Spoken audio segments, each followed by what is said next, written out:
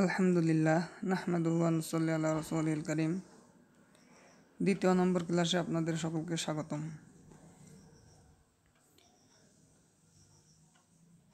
আলহামদুলিল্লাহ, দ্বিতীয় নম্বর ক্লাসে আপনাদের সকলকে স্বাগতম। পিছনে যেমনভাবে শেরগুলো পড়া হয়েছে এবং এর শাব্দিক বা শাব্দিক অর্থ এবং মাঝখানে তারকিব থাকলে সেই তারকিবগুলো বলে দেওয়া এবং সাবলীল তরজমা করা, ইনশাল্লাহ এই ক্লাসেও এইভাবে করা হবে। তো চলেন শুরু করা যাক। খোদাওয়ান দেখে হাঙ্গামি সাহার কর দে কৌমে লু তেরা সেরো সবর সুয়ে উ খস মে কে তীরন্দাখতা কশায়ে কা রশকে ফায়াত সাখতা আকে আদা রাবা দরিয়া দর কাশিদ না করা আজ সঙ্গে খারাবর কাশিদ চু এনায়েত কদেরে কয়ুমে কর দর কাফে দাউদে আহেন মোমে কর। 5 নম্বর শের অর্থ হলো মানে যিনি, খোদাওয়ান্দে আল্লাহ তাআলা, কে মানে যে, হাঙ্গাম মানে সময়, সাহার মানে সাহারের সময়, রাতের শেষাংশ। তাহলে এর অর্থ হলো প্রথম শেরের উপরে প্রত্যেকটি শেরের আতফ হবে। যেহেতু এখানে আল্লাহ তাআলার প্রশংসা হচ্ছে, তাই বলতে হবে যে আল্লাহ তাআলার বিশেষ প্রশংসা যিনি রাতের শেষ প্রহরে। করদে কৌমে লু তেরা সেরো সবর, কর মানে করলেন, কওম মানে সম্প্রদায়, লুত মানে লুত আলাইহিস সালামের, জের ও জবর মানে উলট পালট, অর্থাৎ তিনি রাতের শেষ প্রহরে লুত আলাইহিস সালামের সম্প্রদায়কে উলট পালট করে দিলেন। যেহেতু তারা দুনিয়ার মধ্যে এমন একটা কাজ করত যে কাজ ইতিপূর্বে কোনো জাতি করে নাই, এই কারণে আল্লাহ তাআলা হযরত জিবরিল আলাইহিস সালামের মাধ্যমে তাদের জনপদকে উল্টে দিয়েছিলেন।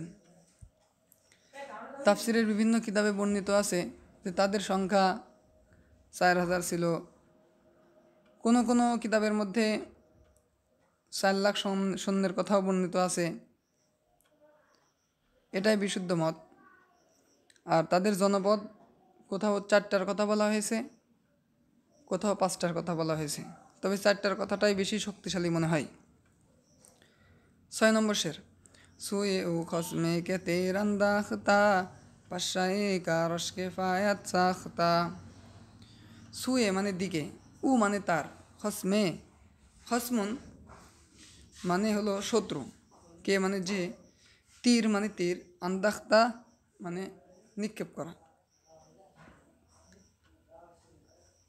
সুয়ে উ খসমে কে তীর আন্দাখতা এর অর্থ হলো তার দিকে শত্রু তীর নিক্ষেপ করলো, তীর ছুড়ে দিল। পাশায়ে কা রশকে ফায়াত সাখতা, পাশা মানে একটি মশা, কারস মানে তার কাজ, এটা তার কি বেজাফি হয়েছে, কেফায়াত মানে যথেষ্ট, সাখতা করে দিলেন। একটি মশা তার কাজ যথেষ্ট করে দিলেন, অর্থাৎ একটি মশায় তাকে ধ্বংস করে ফেলল। অর্থাৎ নমরুদ যখন আল্লাহ তাআলার দিকে তীর নিক্ষেপ করলো, আল্লাহ তাআলা ওই তীরের মাথায় একটু মশার রক্ত মাখিয়ে দেওয়ার পরে সে মনে করেছিল যে আল্লাহ তাআলাকে আমি মেরে ফেলেছি, নাউজুবিল্লাহ। তো আল্লাহ তাআলা তাকে একটি মশার মাধ্যমে ধ্বংস করেছিলেন। 7 নম্বর আকে আদা রাবা দরিয়া দর কাশিদ। আকে মানে যিনি, আদা উন এর থেকে আদা, আদুবুন এর বহুবচন হলো আদা উন, তো সেইখান থেকে আদা অর্থাৎ শত্রু, বা দরিয়া মানে দরিয়াই, দর মানে মধ্যে, কাশিদ, কাশিদান মাজদার থেকে, খেয়েছে না, টানা। তো যিনি শত্রুকে দরিয়ার মধ্যে টেনে নিয়ে আসলেন, অর্থাৎ ডুবিয়ে দিলেন, যিনি শত্রুকে ডুবিয়ে দিলেন, সেই মহান সত্তার বিশেষ প্রশংসা। না করা আজ সঙ্গে খারা বরকাশিদ। না কতুন মানে উট, রা মানে কে, আজ মানে থেকে, সঙ্গ মানে পাথর, খারা মানে মজবুত। সঙ্গে খারা এটা হলো তারকিবে তাওসিফ হয়েছে, বর মানে উপরে, কাশিদ এর অর্থ হলো টেনে আনা। তাহলে বরকাশিদান মাজদার থেকে, বরকাশিদ মানে বের করা। তো বিশেষ প্রশংসা আল্লাহ তাআলার, যিনি শত্রুকে পানির মধ্যে ডুবিয়ে দিয়েছেন। দ্বিতীয় মিসরের অর্থ হলো অনুরূপভাবে বিশেষ প্রশংসা ওই আল্লাহ তাআলার, যিনি উটনিকে মজবুত পাথর থেকে বের করেছেন। সকলের কাছে একটি আবেদন, সকলেই চ্যানেলটি সাবস্ক্রাইব এবং শেয়ার করবেন, যেন আপনার মতো আরেক ভাইও এর থেকে উপকৃত হতে পারে। আল্লাহ তাআলা তৌফিক দান করুন। 8 নম্বর, চু এনায়েত কদের কয়ুমে কর, দরকা ফে দাউদ আহেন মোমে কর।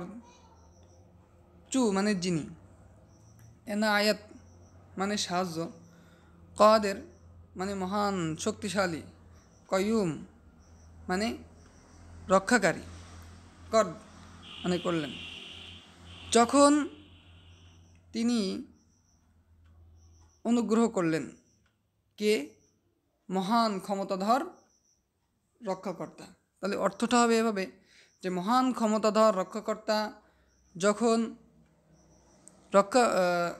অনুগ্রহ করলেন, দর কাফে দাউদ আহিন মোমে কর, দরমার মধ্যে কাফ মানে হাত, দাউদ মানে দাউদ আলাইহিস সালাম উদ্দেশ্য, আহেন মানে লোহা, মোম মানে মোম, কর মানে করলেন। ফলে দাউদ আলাইহিস সালামের হাতে লোহাকে মোম করে দিলেন। তাহলে এখানে আমরা বুঝলাম যে প্রত্যেকটি শেরের মধ্যে একটি করে ঘটনার দিকে ইঙ্গিত করা হয়েছে। যখন আমরা পড়ব অবশ্যই ছাত্রদেরকে প্রত্যেকটি ঘটনা আমরা বিস্তারিত বলার চেষ্টা করব, কারণ ভিডিও যেন বড় না হয়ে যায়, এজন্য এখানে ঘটনা উপস্থাপিত হয় নাই।